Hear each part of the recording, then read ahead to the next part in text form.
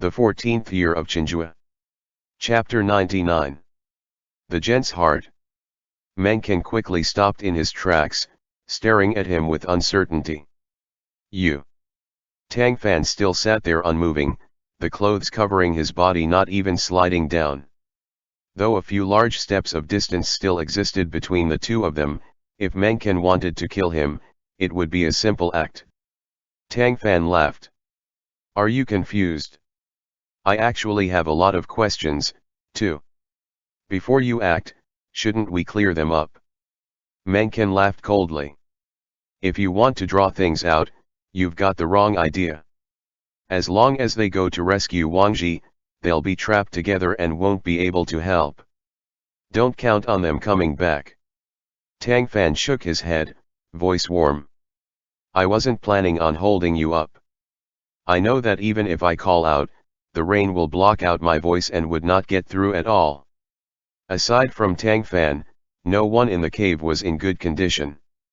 Even he was no more than a weak scholar that didn't have the strength to wrangle a chicken, posing no sort of any threat to Meng Xi. After measuring the situation, Meng Xi slightly lowered the dagger he held. Answer my question, first. Tang Fan nodded, his smile like a cleansing spring breeze. Go on. Why did you just fake sleep? Because I thought you were very suspicious. Meng Xi raised his brows. I didn't think I gave anything away. His tone was cocky, entirely different from that ingratiating voice he once used towards Suizhou and Tang Fan, as if he had been switched out for a different person. Tang Fan was more willing to believe that these were Meng Xi's true colors, where he was able to straighten his back. No one ever willingly wanted to lower themselves. Tang Fan laughed. That's only your opinion. Those in the situation are unaware while bystanders are well aware you've always been suspicious. How so? When we entered Datong, you came to greet us. There was nothing amiss with that at first, but then you took it upon yourself to flatter us, even using the encounter with Miss Du to purposefully divert our attention to Zhongjing Hall, thus causing us to doubt the establishment and her from the beginning. You can't claim that that point alone made me suspicious. You later discovered that Ding Rong was an informant, too. Correct. At the time, we believed that all of the informants had been caught, until you showed up in this group. Wang Ji said that you were one of the surviving soldiers from the third group, as well as the one with the highest post. That's why you were already suspecting me then. I had thought it was simply too much of a coincidence. 3 groups of soldiers had either died or gone missing, while you alone brought 6 back. The soldier that came with us said that it had been thanks to your timely retreat that they had been able to survive. Immediately after that came Shengui's death. He believed that he had been cursed to death from far away by Li Zilong because he disclosed the White Lotus Society's secret. In reality, he forgot that the water he drank that day had been passed to him by you. You had ample opportunity and time to put poison in it. If I'm not guessing wrongly, you wanted to use his death to shake morale, make everyone think that Li Zilong was incredibly powerful and undefeatable, and attack us mentally. Meng Xi nodded. You're worthy of being called a god at solving cases, Tang Runking, with your penetrating analysis. So, you doubted me from the beginning. Tang Fan laughed. I'm unworthy of your praise, Corporal Meng. You look too highly upon me. I was not only doubting you but Miss Du as well, because in this group of people, she was more suspicious than you were. Zhongjing Hall can come and go from Datong without hindrance, a superb hub for information in and of itself, and she is proficient in the medical field, which meant that she could have caused Shengui's acute death. More importantly, before the sand cyclone appeared tonight, she happened to come in mine and Suizhou's tent and also happened to follow me all the way here. She was injured, but her life isn't in danger. Look at everyone around, is there anyone else as lucky as her? He was structured in speech and had quite some draw, like a storyteller. Meng Xi came to be quite interested in listening.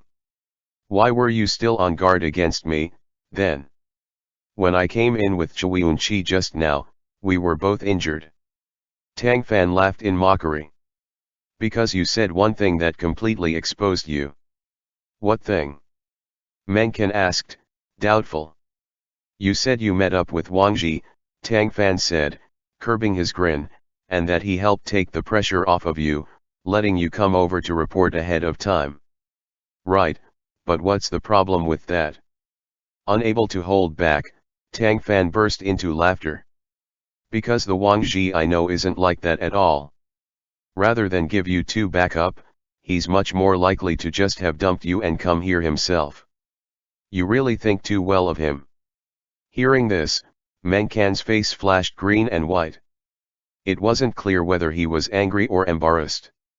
Still, his mental endurance had always been high, so after a moment's adaptation, he began to laugh as well, approaching Tang Fan once more. So, what if you found me out, though? It's too late now. Don't you worry. Once I kill you, I'll deal with everyone else here. You'll all be able to talk about old times in the underworld so you won't be lonely.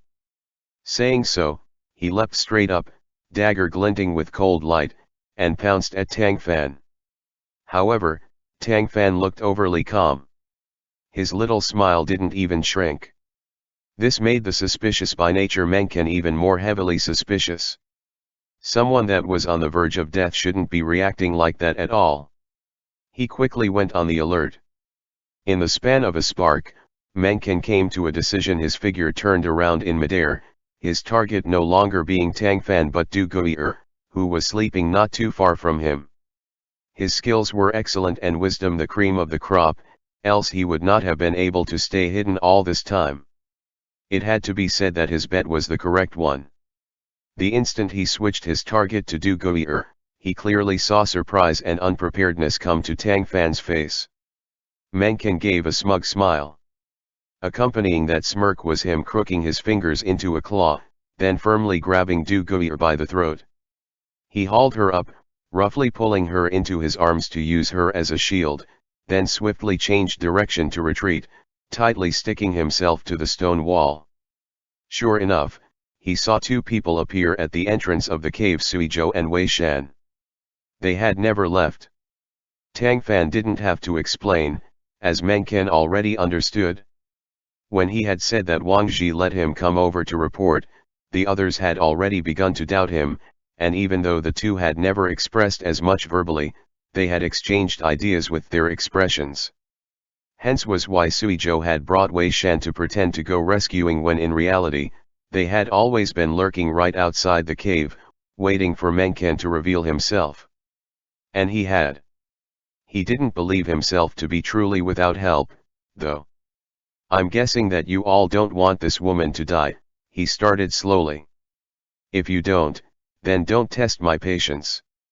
Suizhou had walked in right when Meng Qian made to abruptly attack Tang Fan, and had nearly thrown his saber, holding certainty that he would hit Meng Qian before the other could injure Tang Fan.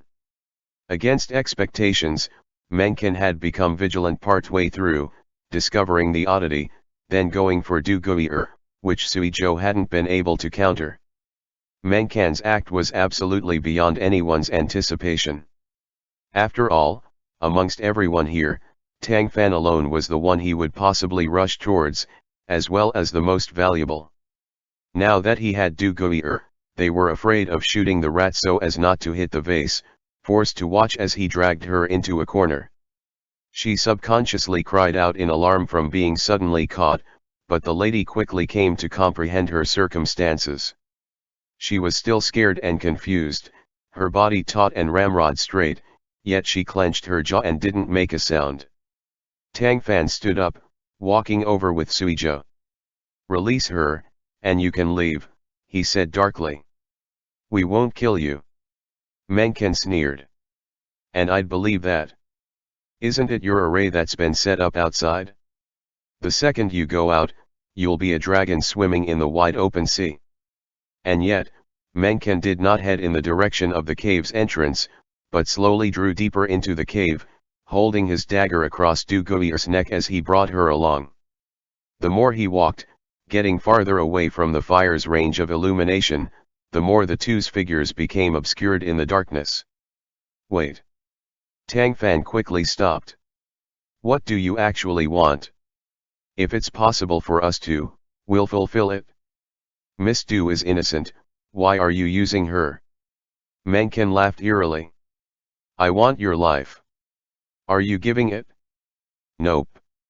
Meng Qi had no plans to let him answer, however. The second he spoke, he dashed straight into the cave with Du Gui'er, then vanished. Tang Fan looked at Suizhou, an inquiring expression therein. Are we rescuing her, or not? Suizhou asked back. Yes. Tang Fan answered, not needing to think. Truthfully, Du Gui'er was just a commoner woman. If they didn't rescue her, they would not suffer any reproach. She had taken it upon herself to go out there with them, too, which had nothing to do with them. After they returned, apart from Dr. Du and patients that had received her care before, few would likely be heartbroken over this ordinary girl. However, the reason she had come out with them was because she was more familiar with the terrain and also because she wanted to do the right thing, similarly wishing to be able to solve the puzzle of the Weining Sealet and aid the Ming army in capturing success. If they didn't rescue her, what would be the difference between them and the likes of Li Man and Meng Qi? In one's time on earth, there were things to be done, and things that should not be done. What anyone else chose to do didn't matter, one's own conscience needed to not let the world down.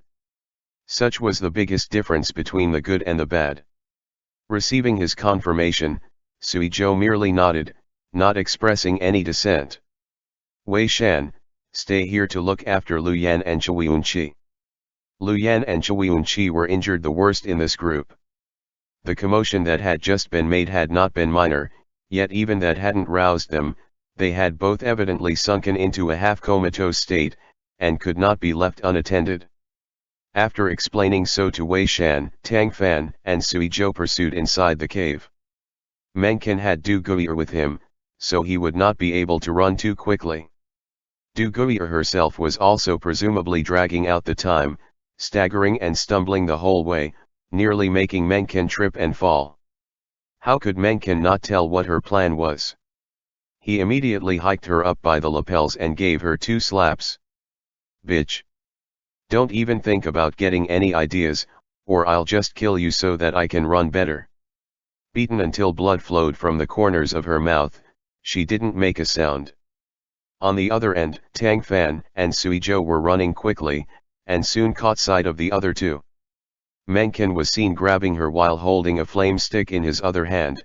Their shadows jumped up and down in the darkness along with the light, suddenly stopping not far away. Tang Fan heard the distant slapping sounds. Seeing that Meng Qi was a little far off, his heart was anxious, fearing that they couldn't catch up to him. He went a little faster, but at that moment, a hand reached out from beside him, solidly preventing him from taking the step he was about to take. He was a bit confused. Guang Chuan. Underfoot, the other said concisely. Tang Fan lowered his head. By the light of his flame stick, he broke into a cold sweat out of fright. A mere few steps ahead of him, the path suddenly cut off, swapped out for a black abyss. The flame stick's faint spark gave no way for one to clearly see how deep it was. Had he taken just a few paces ahead of him, he would likely have vanished from this world. This was not at all because he hadn't been looking at where he was going, but rather because when one held a flame stick, their eyes would automatically only look at what it could shine upon. Furthermore, if eyes remained in the light for long, the surrounding darkness would get darker, making blind spots. In his worry, he had temporarily forgotten as much. Thinking back to how Meng Qi's flame had bounced a few times, there was likely a path to take here, where certain key areas would have to be hopped to before this bottomless moat could be passed. But there were no lanterns, everything completely black with only flame sticks to be used. How would they be able to see the path? By the time the flame sticks could shine on anything, they would likely already be falling. As if sensing their thoughts, Meng Qi was in no hurry to leave on the other side, laughing loudly. Why don't you give chase, gentlemen? Could the trifling bridge of life and death be a challenge for you? Heaven-sent geniuses. So, this area had a name. The Bridge of Life and Death was quite fitting. Tang Fan still did not neglect to persuade him. Meng Ken, you holding Miss Du won't get you anything. It would be better to let her go, and then we'll sit down to have a proper discussion. You joining the White Lotus Society was for nothing other than fame and fortune, but how could that compare to a future path of using actual weapons to fight? Besides, can the society grant you a high post and generous rewards? Meng Ken laughed. High post? Generous rewards? I've been in the border cities for a full decade. A decade ago, I was a 7th rank corporal, and now, I'm still a 7th rank corporal. Do you think I have no military merits? Every time, the merits I risk my life to make either get snatched by someone else or overlooked by my superiors. I reject this. Why would you people get to decide my future? I'm going to decide on it myself. If you are willing to release Miss Du and break off from the society, no matter what you've done before, we will let bygones be bygones, Tang Fan said warmly. After I return, how about I go recommend you to Commandant Wang to ensure your promotion? Sir Tang, are you trying to coax a 3-year-old? The other leisurely asked. I'm afraid that if I surrender, my head will be falling to the ground after I return. You aside, that envoy Sui beside you is surely the first to want to kill me. With that, he laughed coldly. Since things are at this point, I might as well let you all know. After dawn, Dian Khan will lead the Tartars' elites in attacking Datong. Now that Commandant Wang isn't in the city, Supervisor Wang will find it hard to defend by himself. I want to see how you all can protect the city. If Datong falls, the first to lose their heads will be you. Ha ha ha ha. When he came out, he'd had no idea that Wang Yu had never left Datong, which had been top secret military intelligence. Even though Wang Yu was in the city, this information was still startling enough. Tang Fan's heart jumped. Staring at that bit of light he faced in the dark, he asked, is that the truth? Why would I lie? Meng Ken asked smugly. You can't rush back now, and even if you could, it would be too late. Even if you don't die here, you'll have to relinquish your posts and titles once you get back. Why not fall to our society, then? Though Priest Li's apprentice and adopted son died because of you, so you'll probably not have an easy time getting in, haha. For a long time, because the great Ming armies and people had set settlements while the Tartars had inherited the habits of their nomadic ancestors, having no permanent location. The war between the two sides was destined to be done in the style of the Tartars having the initiative, and the Ming army being passive. This was not something that could be changed anytime soon. The sole difference was that if the Ming army was powerful enough, when the Tartars came knocking, the Ming commander could not only repel the Tartars, but send people to chase the defeated troops and deal the opponents a heavy blow. If they were lucky, they might be able to catch a Tartar commander, or find their palace and destroy it. The cause for Wang Yu and Wang Zhi's previous successive victories had been that under their command, the Ming army had been able to get to the retreating enemy effectively, following up their victories with pursuits to heavily strike the Tartars. Now, the White Lotus Society had deployed the underworld soldiers passing by array at the Weining Sealet. As soon as a sandstorm came, the array would activate, so the Tartars specially picked out days like today when a sandstorm came to go in and raid, making it so that the Ming army could only defend and not chase. If they did give chase, they would certainly be snared by the array, and the Tartars would take the chance to ambush them. As time passed, morale would be influenced, to the point that defense might not even hold up. Like today, for example, since there was a sandstorm, a scene of underworld soldiers passing by appeared. Even though ghost soldiers could not harm people, they could trouble the psyches of Ming soldiers, and the Tartars could also mix in with it to launch ambushes. Even during the daytime, if the sandstorm would not stop, the array would persist. In addition to that, the Tartars believed that Wang Yu was not in the city, making the selection of this time period to attack more than appropriate. Wang Yu was in command right now, but because the Ming army would be unprepared, this situation might not be much better. Naturally, Tang Fan was worried about the army, but what he had to worry more about was their own situation at this moment. He was quite intelligent, his intelligence allowing him and his comrades to get through difficult situations time and time again, but he couldn't do everything. Like right now, for example, before he could think up a way to make Meng Qian stay, he heard Suizhou pulling his saber from its sheath beside him. He didn't get it out, as he saw Suizhou brandish his saber to block and slash, a clanging sound resonating non-stop in his ears. A gleam of chilling light was in the murk. Suizhou leapt from his side, beginning to fight with someone else at once. Only now did Tang Fan learn that while they had been concerned about running, all of their attention placed upon Meng Qian, they hadn't noticed the hidden sentries lying in ambush on either side. Since the others had attacked them, they were clearly on Meng Qian's side. Several figures dashed and weaved in front of Tang Fan, wisps of wind from blades blowing past his face. He had to stand there rigidly, not daring to move in the least. Were he to take a step forward, he would possibly get dragged into the fight, and were he to take a step back, he would face the danger of falling into the abyss. At this moment in time, he absolutely refused to distract Suizhou, or cause him extra worries. Even still, he had to occasionally look in Meng Qian's direction, fearing that he would take Du Gui away. Luckily, the other appeared to be rather self-assured, continuing to stand and watch. He had the means to be self-assured, too.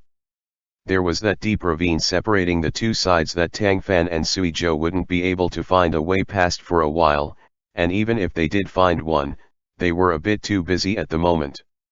Right then, an angry shout suddenly came from the other cliff. "What did you do, you little bitch?" Quickly looking towards the sound, Tang Fan discovered that the flame stick Meng Qian once held had been tossed to the ground, the man himself collapsing along with it, still struggling to grab Du Gui. Meanwhile, Du Gui, who had fallen, tried hard to get up, carefully avoiding Meng Qian's wildly swinging dagger, then aimed a kick at his groin. As a sickly woman that was also nervous, tense, and scared, her strength was quite limited and her accuracy not that great, yet Meng Qian still let out a shriek. Since the distance was a bit far and the flame stick's illumination was not enough, it was difficult for Tang Fan to clearly see what had happened, but he knew that it had come about due to something precipitous happening between Meng Qian and Du Gui. "Miss Du, that man is an officer of the great Ming, yet he's thrown his lot in with the Tartars and sold himself to the White Lotus Society," he shouted resolutely at her. "His threat is great, he cannot be allowed to keep his life. You must kill him now, because if you don't, when he recovers, you will be the first he kills." Hearing his words, Du Gui panted hard, then did all she could to use her other arm that was not injured to pick Meng Qian's dagger up off the ground, slowly prop herself up, then crawl over to him. She had never killed anyone before, but she knew that Tang Fan had spoken the truth. If the man before her did not die, the one that would die would be her. She didn't want to die, she wanted to go back home and see her parents, wanted to keep being a doctor. There were so many things she needed to do. Thinking of that, she gritted her teeth, shut her eyes, raised the dagger up high and viciously stuck it into Meng Qian's chest. Fresh blood splashed onto her face. Meng Qian's yelling and swearing abruptly ceased. She couldn't help but sob. I killed him. Brother Tang, I killed him." Suizhou's battle was also reaching its end. The other side had 4 people versus 1, yet they still weren't his match, his combat prowess far exceeding their expectations. 2 out of the 4 had been killed by him so far, and the remaining 2 were at the end of their tethers. After the hearing the Du Gui had killed Meng Qian, Tang Fan noticed Suizhou's movements get a lot quicker, his saber's edge flashing with continuous light. A muffled noise sounded out, signifying that he had dealt with another enemy. Suizhou quickly slaughtered the remaining person beneath his saber, then wiped the edge clean of blood using the clothes on one of the corpses. This set of actions was performed smoothly and efficiently, practically able to be called a murder that had changed into a trick worthy of marvel. Unfortunately, at this moment, no one was quite in the mood to appreciate it. Seeing his saber enter its sheath, Tang Fan hurriedly expressed his concern. "Are you injured?" "My arm got slashed." "It's no big deal." Tang Fan reached out to feel. Sure enough, the other's right arm had a thin wound on it. Sui Zhou hadn't lied, it really wasn't a deep cut and did not ooze much blood, but Tang Fan still took out gold sore ointment to sprinkle on and help staunch the bleeding. "Miss Du is still over there. What do we do?" Tang Fan looked at the deep and dark chasm before them, out of ideas. It was a definite impossibility that Du Gui'er could make it over herself, so she could only wait for their rescue. Logically speaking, Meng Xi going over there meant that there had to be a way out on the other side, but Du Gui'er was alone, frail woman. If she ran out too rashly, who knew whether there were White Lotus Society followers lying in wait ahead, to say nothing of no one knowing where the opposite path even led. While Tang Fan was worrying, Sui Zhou said, "I'll try it out." Tang Fan was startled. "How?" "When he just passed, I took note of where his flame stick went up and down, and vaguely remember the positions." "Vaguely? Think of another way." Tang Fan ordered. He wanted to rescue Du Gui'er, but he couldn't risk Sui Zhou's life for that. Lives were valuable, but there was no doubt in his mind which one was more important to him. "If I do fall, no one will force you to answer that question," Sui Zhou said out of nowhere. Tang Fan was befuddled. "What question?" "My heart is joyed by a gent, does the gent's heart feel the same?" That was even more straightforward than what he had said in the tent last night. As it was, Envoy Sui had long realized Master Tang's nature, so he simply used the current circumstances to make a clear statement, firmly preventing him from fleeing. Tang Fan was struck completely stupid by that question. A long while later, he gritted his teeth and said, "There's an absolute zero chance that you'll fall, because I'm not letting you get past me." He couldn't see Sui Zhou's expression in the dark, but somehow, he could feel the disappointment emanating off of him. Curiously, Tang Fan couldn't resist reaching out and grabbing the man's sleeve. And naturally, Master Tang couldn't make out the flash of a smile beneath the other man's eyes. A long time seemed to pass. As Tang Fan never said anything, Sui Zhou gently drew his sleeve out of his hand. Before he could stop him, his figure bowed slightly, then bound up high as he leapt into the blackness, like a hawk soaring off into the night. Tang Fan's heart instantly suspended in air. He could only stare nervously at the bounding silhouette before him. It was no more time than the blink of an eye, but for him, it seemed like a million years had passed. Sui Zhou didn't slip and fall, nor encounter danger, his figure landing stably on the other cliffside. All at once, Tang Fan felt like he was about to bodily collapse, even more tired than he would be facing 100 Meng Xi. His heart felt tired, as if it was blocked. Despite having an extra person, this wasn't a difficult task for Sui Zhou. Very soon, he carried Du Gui'er back over with him. Disregarding the weakness of his knees, Tang Fan stepped up to grab his arm, seeming to want to check that he was completely safe. The strength he exerted was abnormally too much, his fingernails nearly piercing the other's clothes and digging into his skin.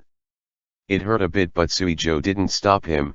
He instead raised his hand to brush against Tang Fan's earlobe.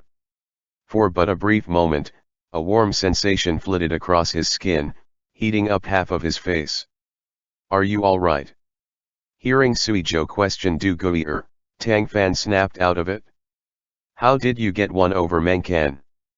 "When he was holding me, I once pretended to trip when I was actually using the opportunity of him being unprepared to open a bottle of numbing agent," she answered, embarrassed. "As long as it was smelled or touched, the whole body will go numb after some time, though it only lasts for a minute. It was my own concoction." "Nice going." Tang Fan praised her for her tenacity and brilliance. Her adaptability had not only saved herself but had also reduced the risk of even bigger losses for Tang Fan and Sui Zhou. Had she been brought out to the other side by Meng Kan, the current situation would be difficult to speak of. After rescuing her, the three delayed no more, turning back onto their original path as they spoke. However, by the time they returned to where they had been, they discovered that of the three people that had remained in the cave, Lu Yan and Wei Shan were both collapsed onto the ground, while Chui Yunqi, who was supposed to be injured and unconscious, was missing. End chapter. The 14th year of Chenghua. Chapter 100. Achievements in Insults. Sui Zhou reacted extremely quickly, darting over to examine the state of the injuries of those two. Tang Fan and Du Gui hurried over in suit. How are they? Seeing the other's serious expression, Tang Fan's heart sank. Sui Zhou shook his head, taking back his hand that had just been beneath Wei Shan's nose. The man had been stabbed in the back, which had pierced him through the heart. He had long ceased breathing. Then going to see to Lu Yan, Sui Zhou discovered that despite the other being similarly heavily injured and also having been wounded twice over, he was still breathing. Lu Yan, he called out his subordinate's name. Du Gui walked over with a struggle, handing over a medicine bottle. Brother Sui, give him a pill of this. Sui Zhou took the bottle, poured out a pill, pried open Lu Yan's jaw, stuffed it in, then slightly lifted his neck, forcing him to swallow it. Tang Fan noticed that Lu Yan had a deep stab wound in his back. These injuries had been acquired before he had come into the cave, but his chest had an extra one that was currently bleeding, which ought to have been made when they had pursued Meng Kun. Du Gui ordered Tang Fan to first staunch his bleeding with gold sore ointment, then reached out to take Lu Yan's pulse. After a short moment of concentration, she said, "He suffered a heavy injury, but it's good that we found him early. If we were a half-minute later, there would likely be no hope for him." Hearing that, Sui Zhou and Tang Fan were slightly relieved. They already had their own vague guess, but they still eagerly wished to learn what had happened out of Lu Yan's own mouth. Lu Yan swallowed the pill, then spat out a huge mouthful of black blood not a minute later.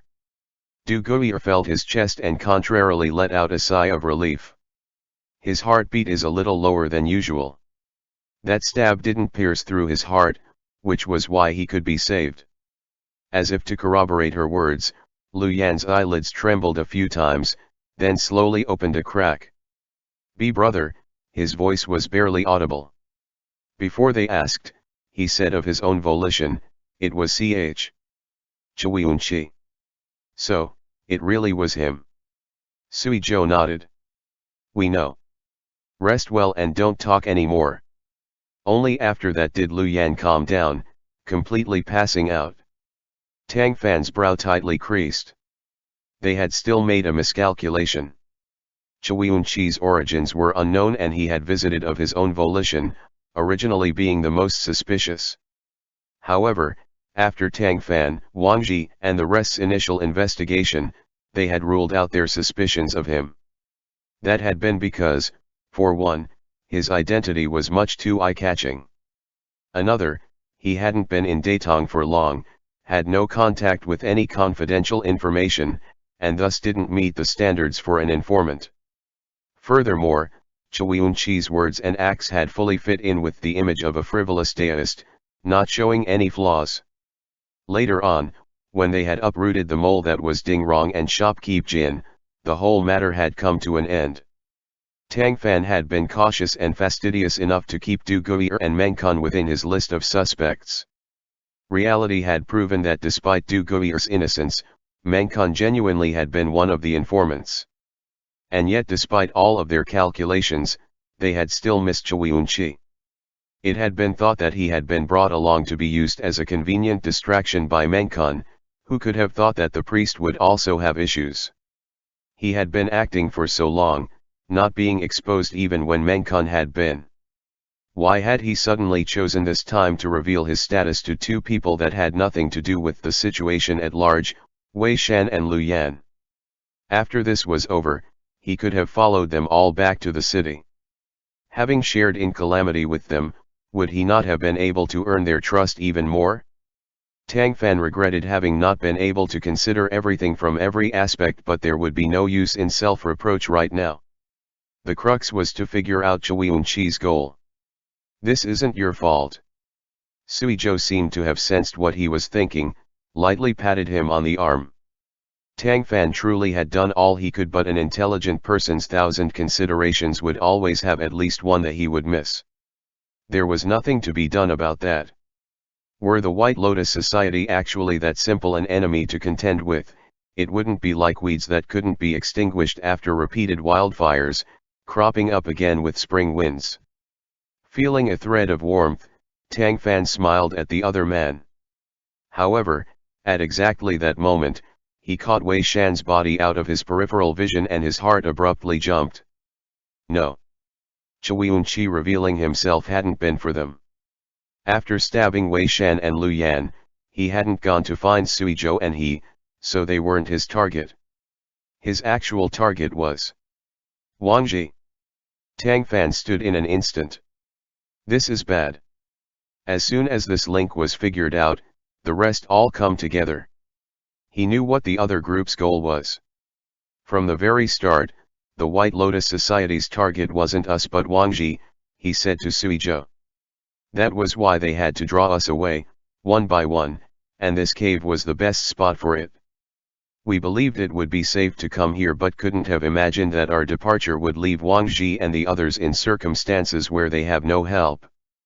Following that, too, Meng Xi abducted Du Gui just to lead us astray and deal with us separately, so that we would have no way to help Wang Ji out of his predicament. If they just wanted him dead, they wouldn't need to spend so much energy, Sui Zhou noticed. The only possibility here is that they want him alive. Right? He's the defending supervisor of Datong and a close subject to the emperor. In the view of the White Lotus Society, Wang Ji is much more valuable alive than dead. He has Wang Yu's patronage, too. If they kept him hostage to threaten Wang Yu, he would certainly land in a hard spot. Even if Wang Yu was unmoved, having Wang Ji in hand would not only shake the Ming army's morale but cause the court to massively lose face. That was why they did so much to lure Wang Ji over here, it was to get him alive. However, Wang Ji's martial arts are strong and he has Wei Mao, too. The other party won't be able to catch them for a time. Now, dawn is about to break. Meng Xi said that after the dawn, the Tartars will launch a massive attack against Datong. Chui Wenqi must have been anxious to capture Wang Ji before that time, which is why he had no choice but to reveal himself ahead of schedule and rush to help in that endeavor. Catching someone alive was more difficult as opposed to killing someone, because once your opponent learned that you had no intention to kill them, they would definitely use various strategies to drag the time out as much as possible. With Wang Ji's own intellect, he must have realized as much, so the two sides were likely in a deadlock. He wasn't able to flee, and the White Lotus Society followers weren't able to contend with them for the time being. What do you think of this? Sui Zhou asked. I'll go break the array, you'll go rescue him and help him drag out the time as much as you can. No, Sui Zhou countered without thinking. The array might have people defending it. I don't feel good about it. There shouldn't be any. You saw that before, when we chased Meng Xi, there were no more than 4 lying in wait in the cave to kill us. After the government's suppression, the White Lotus Society was already greatly diminished. They wouldn't have had to scramble to collude with the Tartars if they weren't. In order to capture Wang Ji, they must have turned their whole nest upside down. Even if there are people guarding the array, there won't be that many. That's true, Brother Sui, Du Gui said. Go rescue him now. I'm here, too, and I have some tricks to use. If I want to catch anyone off guard, I still can. I can go with Brother Tang. Time was precious and they could not afford any delays. Sui Zhou's line of sight swept over the two of them, then he gave them a slight nod as he said be careful, then quickly turned and left. Tang Fan and Du Gui joined forces to hide Lu Yan away behind a boulder in the corner. checked over his injuries again, then gave him another pill. After confirming that he was fine, they left. It wasn't that they were intentionally placing Lu Yan in dangerous circumstances, but their numbers were limited right now for both rescue and breaking the array. Tang Fan by himself would not be able to overcome someone defending the array. Du Gui'er was a young lady of strong will and proficiency in medicine, able to take down even Meng Kun, so she was a great help. With her around, his chances of success grew. The White Lotus Society was currently busy with putting all of its power into fighting Wang Ji, where even Chui Yunqi couldn't spare any time.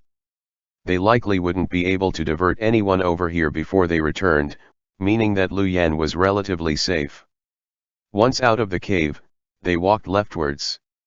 According to Tang Fan's intuition, if their enemies wished to set it up for the best effect, the array was certain to be not too far from the Weining Sealet. It could even be in the foothill region. In order to conceal it, Li Zilong must have used the environment as cover. "Can you hold on?" Tang Fan asked Du Gui'er. She gritted her teeth and answered, "Yes." Even though the slice on her shoulder had stopped bleeding, it was still there. Regardless of how good the medicine was, wounds healing up automatically was an impossibility. From getting dragged along by Meng Kun, her neck now had a shallow knife wound on it, too. She was veritably injured all over, yet she endured, which Tang Fan quite admired. This night had been heart-pounding, yet not even 2 Shishan had passed since their encounter with underworld soldiers passing by. The sky hadn't truly started brightening yet, a cover of fog outside that only faintly gave a smattering hue of gray. This happened to be the most unbearable instance before daybreak. The rain had stopped, but the sandstorm was still going as ever. The instant they left the cave, they heard the sound of wind whistling past their ears, and felt the roiling sand particles attacking their faces. Wang Ji had been able to withstand these circumstances all night, still trapped inside the array. The enemy might not be thinking to kill him, but this was still highly impressive. "It's pitch darkness, Brother Tang. Where are we going to find it?" Du Gui'er couldn't help but whisper. "Do you feel which direction the sandstorm is blowing?" All she could feel was pain swiping across her face. Quickly pulling the outer robe she had taken off some corpse over her head, she shook her head. "No. The array can only take advantage of situations. Flatland doesn't create wind. The sandstorms look to be irregular, but the more we go forward, the worse the wind and sand get." Du Gui'er trailed him for a time, then noticed that what he said was true, getting elated. "You're saying that this direction is the right one? If we keep going, we'll find the stone array." "We should, reasonably speaking." In order to prevent the tiny woman from getting lost or blown away by the wind, he firmly held her arm. The two strove forth into the storm, one after the other. In comparison to the dangers of this night that Tang Fan's group had faced, Wang Ji was obviously not going to be much better off. At this moment, he was standing inside the crazedly swirling sand, back to back with Wei Mao. Using their sabers to prop their figures up, they both had wounds of all sizes and different depths on them. Half of their outer robes dyed with blood. They were surrounded by bobbing phantoms, tens of thousands of underworld soldiers circling them in a war that had repeatedly unfurled for hundreds of years. Within this earth-shaking brawl, the chi of living people was mixed in. If Wang Ji and Wei Mao loosened their attention even a little bit, those White Lotus Society followers hidden amongst the underworld soldiers would go in for a sneak attack. At the beginning, Wei Mao had defended Wang Ji, but later on, upon discovering the foe's intention to keep him alive, that had changed to Wang Ji defending Wei Mao. The two had held out for the majority of the night by relying on their own strong martial arts and tenacity, but no matter how skilled they were just mortals and not deities. After successively killing several White Lotus Society followers, their opponents were evidently getting harried, the force of their attacks ever increasing. If they were in broad daylight, Wang Ji might not fear much, but at that moment, the enemy was obscured. They were using their familiarity with the environment to hide and take advantage of the situation. There was no way to defend against them. This was a stalemate. If he was to be captured then used to menace Wang Yu or lose face for the court, he felt like he would rather fight straight to the death or slit his own throat and be done with it. This wasn't because of any deep affection he had towards Wang Yu nor any held-up grandeur of self-martyrdom to safeguard his integrity but rather his own pride. He wouldn't be able to stand the humiliation. Still, at the moment, the circumstances they were facing were truly terrible. If this went on then even if daybreak came, the sandstorm stopped, and the array vanished, their strength was limited to just the two of them. It would be hard for them to fight off so many people. Eunuch Wang, this subordinate likely won't be able to hold on.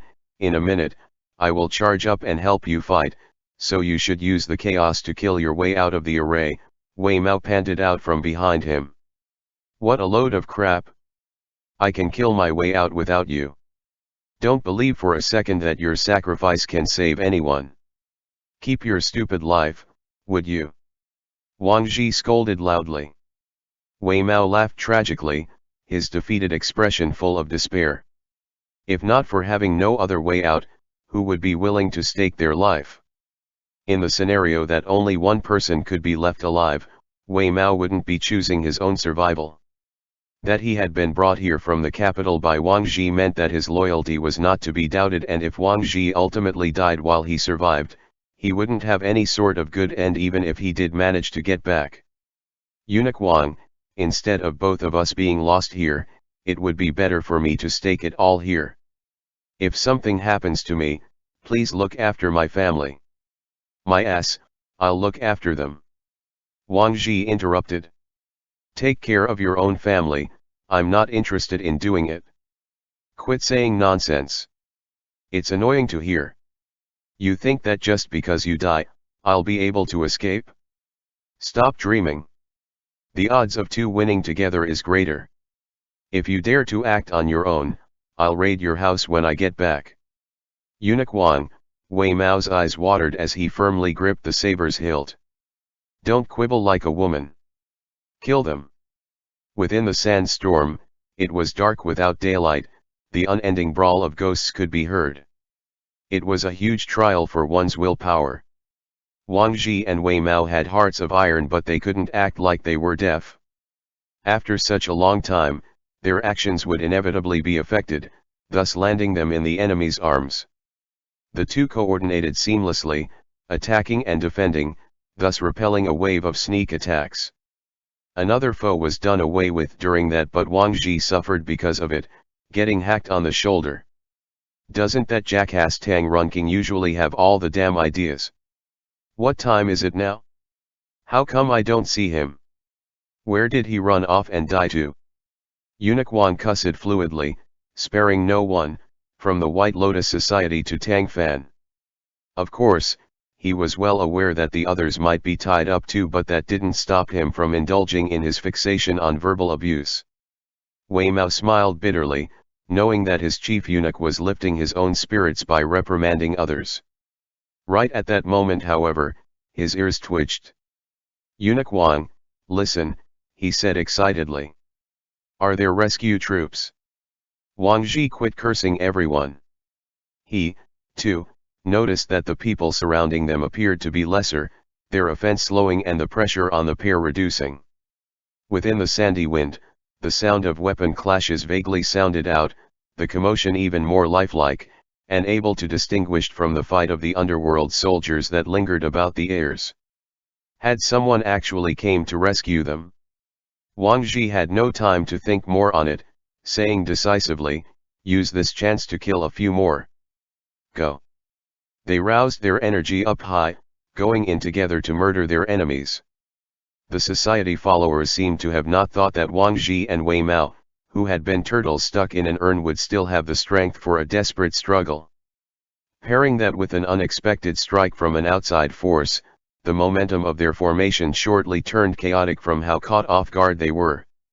Wang Ji and Wei Mao wielded their spring-gilt sabers, which had both drunk an immeasurable amount of blood and simultaneously exploded with strength that had been previously stifled, cutting down two followers in quick succession.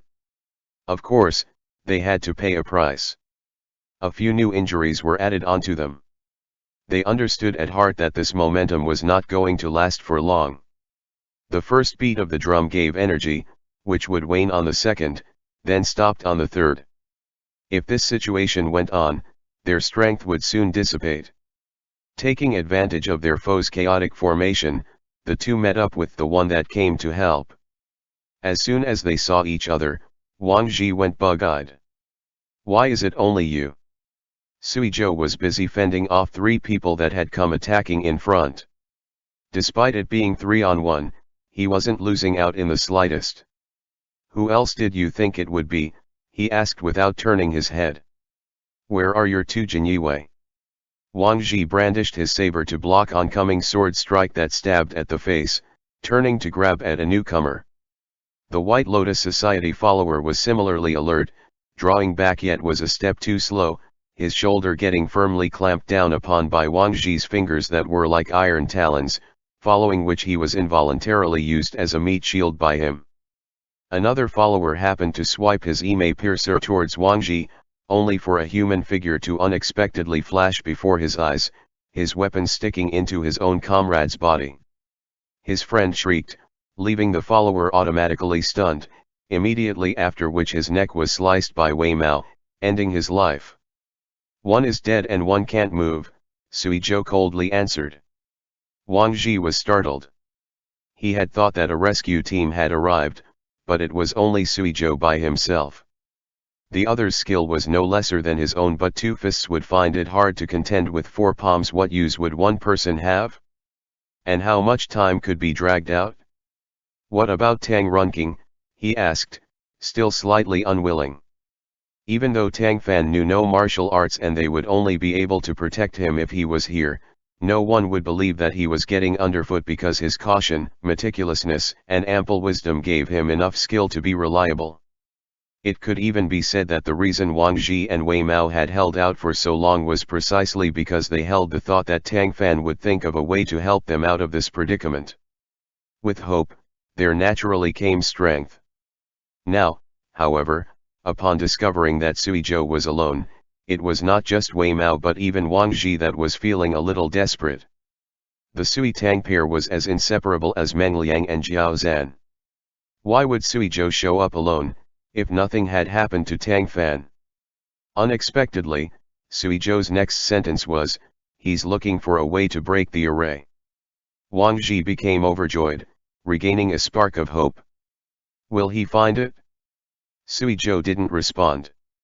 That question was really one he couldn't answer.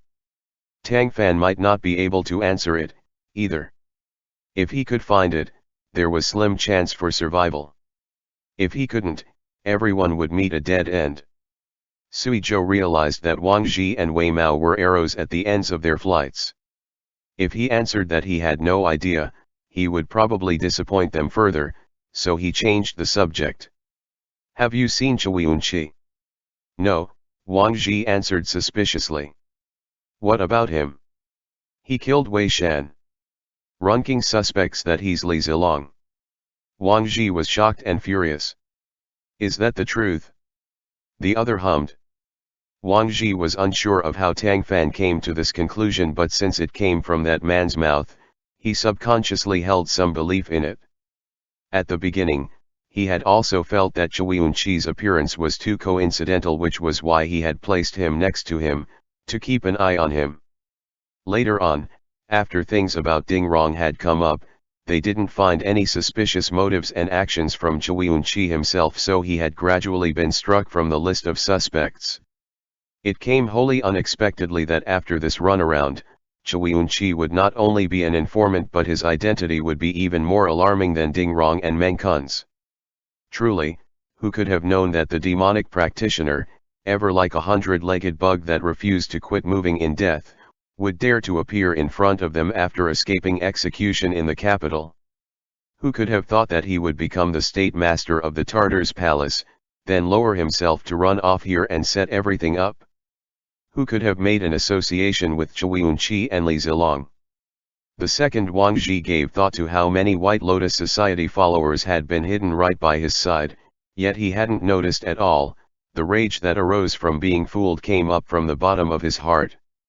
Li Zilong, you son of a bitch, get out here. Did you come out missing a ball when your mom had you? Is that why you keep hiding yourself away all day long? You're a sissy, making your subordinates charge out into battle while you take cover to watch the fun. Are you trying to say that you're a woman in disguise? Looks like your lackeys really have their heads in the water, to take orders from you, some hermaphrodite demon. Come on. Show yourself to me right now. Take off your clothes and let your followers see if you're actually a man or a woman. Despite no one being able to see clearly, his voice was sent out using internal force. The enemies must have heard him loud and clear. It had to be said that when it came to insults, Eunuch Wang's talents were tremendous, it had to be said. This bout of vulgar disgrace would likely anger even the dead back to life, to say nothing of priest Li Zilong, who was not to be proclaimed as being of common cloth. Not long after this, a sinister voice came out of the sandstorm. A careful listener would indeed mark its similarity to that of Chiwiyun Chi's. Wangji, all you can do now is flap your trap. Don't say that I'm not giving you a means to survive. If you could be good and surrender, I can still plead for Dian Khan to spare your life. Wangji laughed aloud. Priest Li, Miss Li, or Granny Li. How should this eunuch address you? Clarify that for me. He knew that there was no way that the White Lotus Society would kill him, else this wouldn't have been dragged out so much, which was why he grew all the more unscrupulous. The instant he spoke, Sui Zhou and Wang Ji sensed their opponent's attacking force become slightly fiercer. At the same exact time, Li Zilong's voice sounded out again. Do you still not recognize that you're on the verge of death? Sui Zhou narrowed his eyes, abruptly jumped off the ground, then used the tip of his toes to step on Wang Ji's shoulder and launch himself, flying straight for a certain area ahead. Caught off guard from having his wound getting inadvertently stepped on, the target of Wang Ji's insults immediately changed. Sui Guangchuan, are you mute? Can't you warn someone before you step on them? End chapter.